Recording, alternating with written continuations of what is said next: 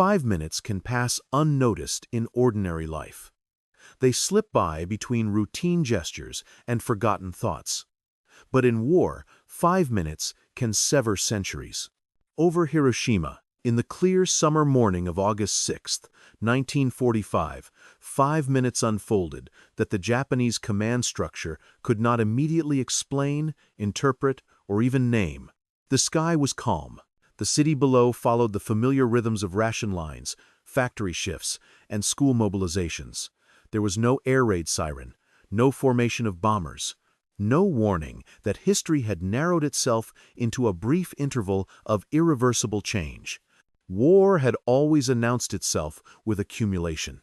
Armies assembled, fleets maneuvered, bombers came in waves, even catastrophe arrived with noise, repetition, and visible cause. Hiroshima did not follow those rules. What occurred there was not an escalation, but a discontinuity. A single aircraft, a single device, a single moment that erased the need for comparison. For those responsible for defending the Japanese homeland, the first problem was not defeat. It was comprehension. Inside the machinery of command, belief mattered as much as information. Decisions were built on patterns learned over years of conventional warfare. Air defense doctrine assumed formations. Damage assessments assumed blast radii familiar from incendiary raids. Intelligence officers were trained to classify attacks within known categories. Hiroshima fit none of them. In the first minutes after the detonation, reports conflicted with physics. A city had vanished without the usual signs of battle. Communications failed not gradually but absolutely. Survivors described light, heat, and pressure beyond language. Instruments recorded effects that exceeded prior bombing campaigns by orders of magnitude. The Japanese command did not immediately understand what had happened because understanding required abandoning assumptions that had governed the war since its beginning. The problem was not disbelief in destruction. Japan had already endured devastation. The problem was that Hiroshima suggested a weapon that compressed strategic bombing into a single instant. 5 minutes were enough to render entire doctrines obsolete. In that silence, between report and realization, the war entered a phase for which there was no precedent. The meaning of power had changed faster than command could follow. By the summer of 1945, Japan's strategic position had deteriorated beyond recovery, yet its command structure still operated within familiar boundaries. The empire had lost control of the air and sea. Its navy was largely destroyed. Its merchant fleet lay at the bottom of the Pacific. American submarines had severed the flow of oil and raw materials that sustained industry and transport. Still, the war continued, guided by an assumption that the final outcome would be decided through endurance rather than reversal. American strategy had shifted steadily toward coercion through destruction. Beginning in March of 1945, conventional bombing raids using incendiaries reduced Tokyo and dozens of other cities to ash. Entire urban districts vanished in a single night. Casualties reached levels once associated only with earthquakes.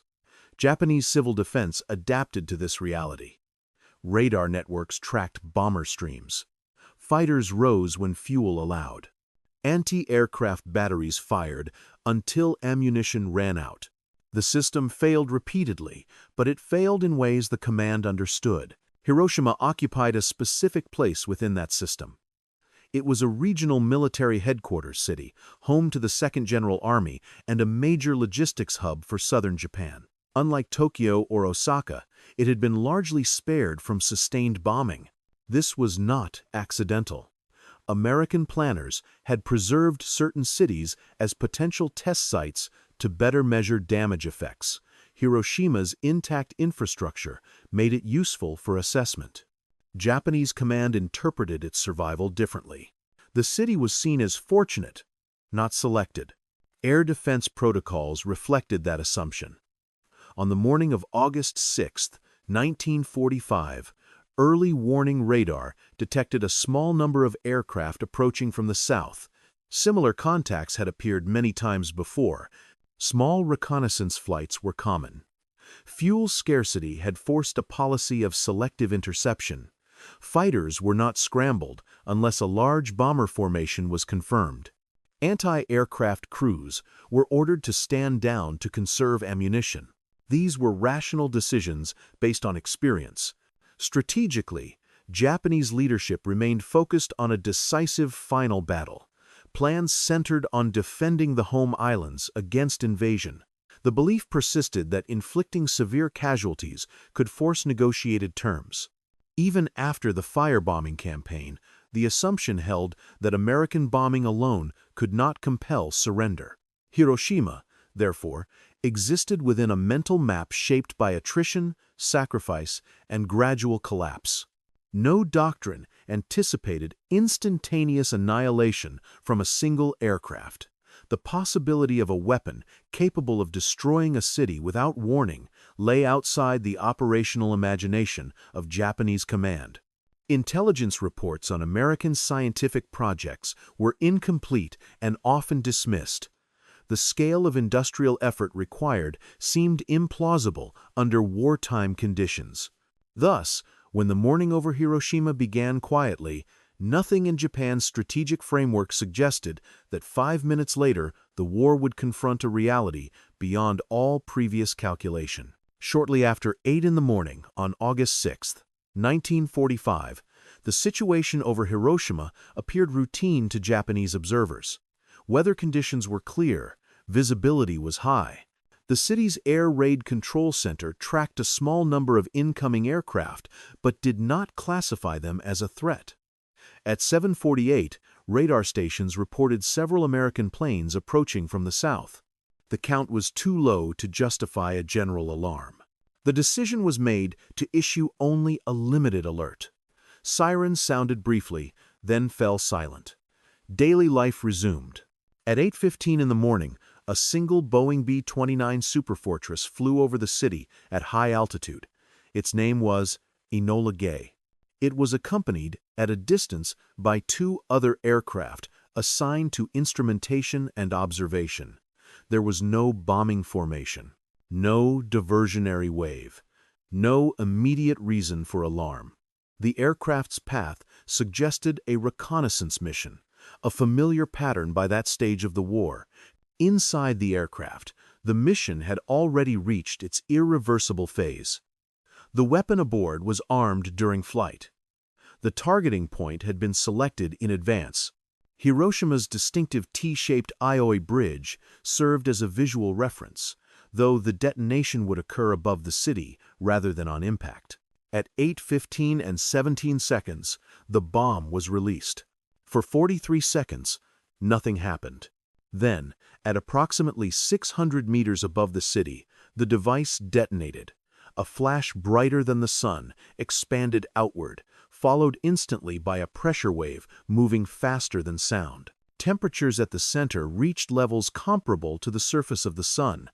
Buildings vanished, not through collapse, but through disintegration. Human beings within the immediate radius were killed before their nervous systems could register pain. Shadows were burned into stone. From the perspective of Japanese command, the problem began immediately. Communications from Hiroshima ceased. Telephone lines went dead. Radio traffic collapsed. No air raid reports followed.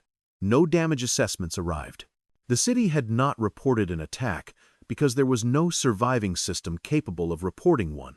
Within minutes, observation aircraft sent to investigate reported an immense mushroom-shaped cloud rising above the city. Fires burned across a flattened landscape. The scale of destruction exceeded anything previously recorded, yet there was no clear explanation. No bomber stream, no prolonged raid, no incendiary pattern. The situation defied classification. Command centers requested clarification. None came.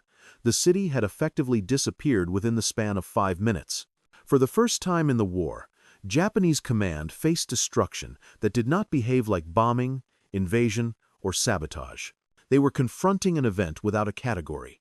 In the hours following the destruction of Hiroshima, Japanese decision-making unfolded within a vacuum of reliable information. The physical annihilation of the city had severed not only communications, but the interpretive framework upon which command depended. Reports that did arrive were fragmentary, delayed, and often contradictory. Some spoke of a single bomb. Others described a new type of incendiary. A few suggested an internal explosion at a military depot. None aligned with established doctrine. At Imperial General Headquarters in Tokyo, staff officers attempted to assemble a coherent picture from scattered signals. The absence of a large-scale air raid confounded assumptions. Conventional American bombing doctrine relied on massed formations. A single aircraft could not, by accepted logic, produce city-wide devastation. This contradiction led many to discount early accounts as exaggerated or panicked. The war had already produced rumors of unprecedented destruction. Hiroshima was initially treated as another such case. Military leaders were also constrained by belief in technological limits. Japanese scientific assessments had long concluded that atomic weapons were theoretically possible but practically unattainable within wartime constraints. The industrial capacity required appeared beyond reach.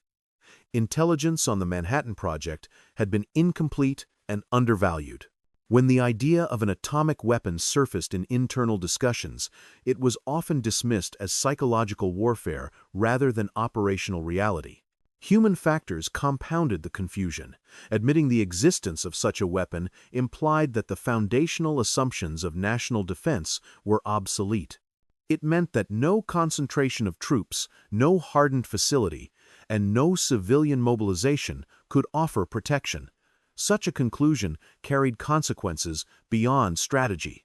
It challenged the moral and political logic sustaining continued resistance. Thus, decision-makers sought alternative explanations that preserved existing beliefs. Some proposed a massive stockpile of conventional explosives. Others suggested a chemical device or a delayed detonation from sabotage. Each explanation allowed the war to continue under known terms. None required immediate systemic change. While debate persisted, reconnaissance teams sent toward Hiroshima struggled to reach the city. Infrastructure was destroyed. Fires blocked roads. Survivors were incapable of providing coherent testimony. What they described sounded unreal. Blinding light, instant burns, a pressure wave that crushed structures without warning. For command officers trained in artillery tables and blast calculations, these accounts lacked credible reference points. The result was paralysis shaped by disbelief. Decisions were delayed not by indecision alone, but by the absence of a mental model capable of containing what had occurred. Hiroshima had created a rupture between observation and understanding. Until that rupture could be closed, Japanese command remained trapped within false assumptions, unable to act on a reality that no longer fit the war they believed they were fighting. The moment when reality overtook belief did not arrive with a formal announcement or a single authoritative report. It emerged gradually as evidence accumulated beyond the capacity of denial. On the afternoon of August 6, 1945, a Japanese military investigation team departed Tokyo by aircraft to assess the situation in Hiroshima. Among them were officers trained in ordnance, engineering, and medical response. Their task was not to confirm a new weapon, but to determine which known category of attack could explain the destruction. As the aircraft approached the city, the scale of devastation became impossible to dismiss. From the air, Hiroshima was no longer a city, but a vast gray expanse, interrupted only by skeletal ruins and scattered fires. The familiar grid of streets had vanished. Rivers were choked with debris and bodies. No pattern consistent with incendiary bombing was visible. There were no clusters of damage corresponding to bomb impacts. Instead, destruction radiated outward from a single point. On the ground, the evidence was more disturbing. Buildings of reinforced concrete had been stripped to frames. Steel structures were twisted without signs of prolonged fire. Human remains bore injuries that did not align with blast or burn trauma alone. Medical officers reported symptoms they could not classify: hair loss, internal bleeding without external wounds, sudden illness among those who had appeared unharmed. These observations contradicted every existing medical and military reference. Within hours, the investigation team transmitted its findings. The conclusion was cautious but unmistakable. Hiroshima had been destroyed by a weapon of unprecedented nature. The energy released exceeded that of any conventional bomb by several orders of magnitude. The detonation had occurred in the air. The damage pattern was consistent with a massive instantaneous release of energy rather than sustained bombardment. This assessment forced a re-evaluation at the highest levels. The question was no longer whether Hiroshima represented an anomaly. It was whether Japan had entered a phase of war in which repetition was inevitable. If such a weapon existed, it could be used again without warning and without defense. Belief could no longer shield decision-makers. The war they understood had ended in 5 minutes over Hiroshima. What followed would be governed by a reality that offered no margin for adaptation. The immediate consequences unfolded without triumph or clarity. Hiroshima did not become a symbol at once. It became a wound that could not be measured. Rescue efforts collapsed under the scale of destruction. Hospitals no longer existed as functioning institutions. Medical personnel were dead or incapacitated. Supplies had burned. Survivors wandered through ruins, carrying injuries that defied treatment. Burns reopened without cause. Wounds that appeared minor became fatal days later. There was no language for what was happening to their bodies. Japanese military command focused first on containment rather than response. Fires were still spreading. Radiation was not yet understood, but investigators sensed danger. Troops entering the city reported illness. Engineers tasked with restoration abandoned efforts after equipment failed and personnel collapsed. Hiroshima could not be repaired because it could not be approached in conventional terms. The city had ceased to be a usable space. On August 7, 1945, official reports reached Tokyo confirming that Hiroshima had been destroyed by a single bomb of extraordinary power. The scale was compared cautiously to multiple thousand-ton explosive equivalents. Even then, numbers failed to communicate meaning. What mattered was repetition. American broadcasts made clear that the weapon was not unique. More existed. The following day, August 8th, the strategic situation worsened. The Soviet Union declared war on Japan and launched operations into Manchuria. This event struck at the remaining assumptions of diplomatic mediation. The possibility of Soviet negotiation had been a central pillar of Japanese strategic hope. Its collapse compounded the shock of Hiroshima. The war was now closing from all directions. On August 9, 1945, a second atomic bomb destroyed Nagasaki. This confirmation ended remaining ambiguity. Hiroshima was not an isolated experiment, it was a demonstration. The consequences were no longer hypothetical. The pattern was established. Within Japanese command, the tone shifted from analysis to reckoning. There was no countermeasure. Air defense could not intercept a single aircraft. Civil defense could not protect cities. Military sacrifice could not alter outcomes measured in seconds. The immediate consequence was not surrender, but silence. A recognition that action itself had become meaningless.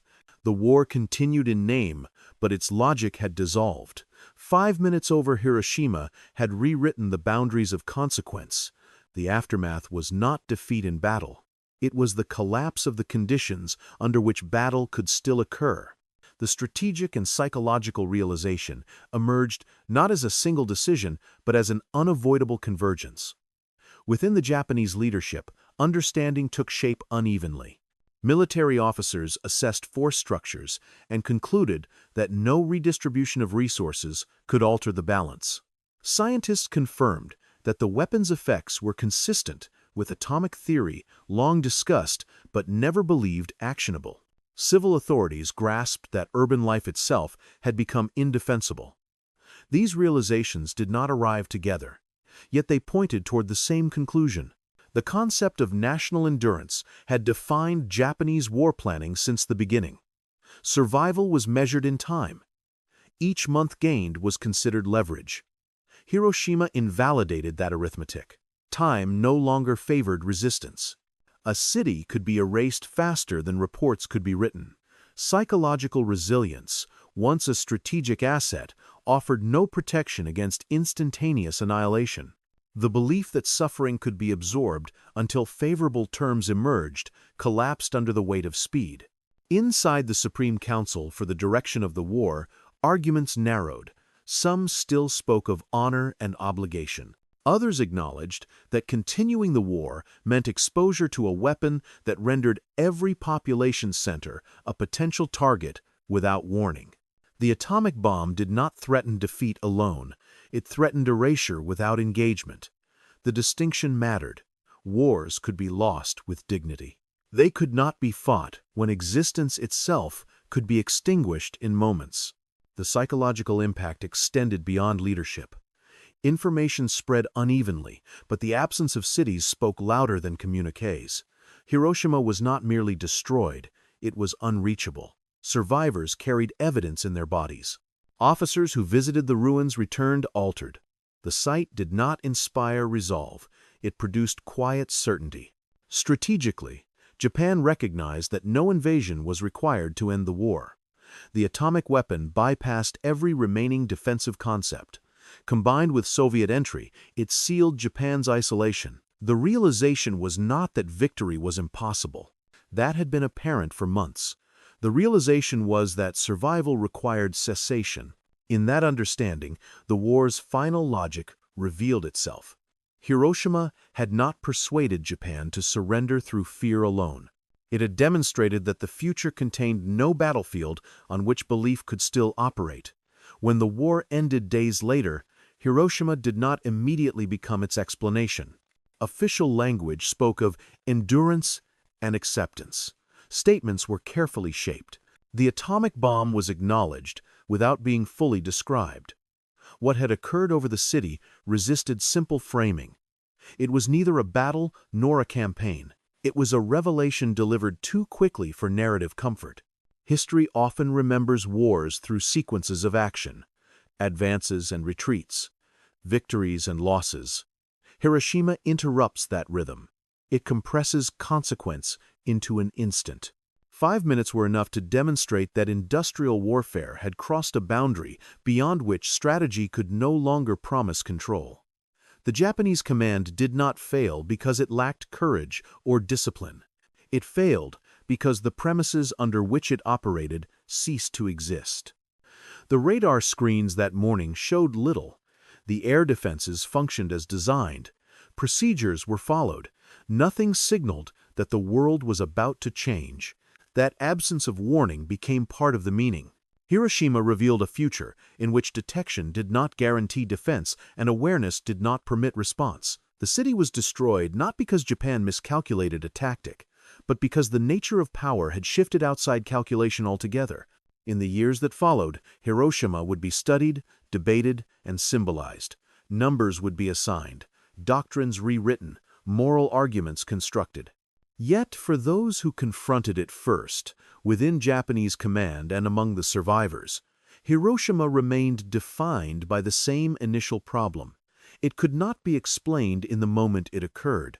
Understanding arrived only afterward, shaped by loss rather than choice. The war ended not with a decisive maneuver, but with recognition.